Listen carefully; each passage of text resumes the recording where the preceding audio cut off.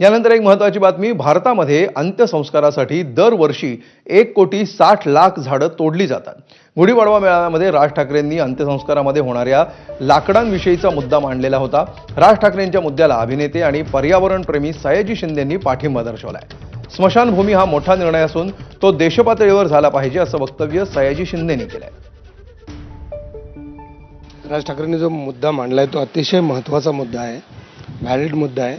आपण काय परंपरा, धर्म, संस्कृती करता करता असं नको की पुढच्या पिढीसाठी काहीच नाही ठेवलं.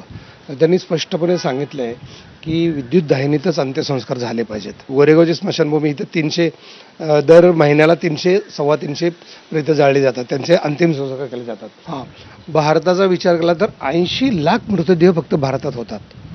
ते 1,60,00,000 झाडं दरवर्षी तुटतात. राज ठाकरेंचे विचार खरंच नवनिर्माण महाराष्ट्रासाठी, देशासाठी असेच विचार नेहमी सडेतोड स्पष्ट आणि असतात, ते महत्त्वाचे मानले गेले पाहिजेत.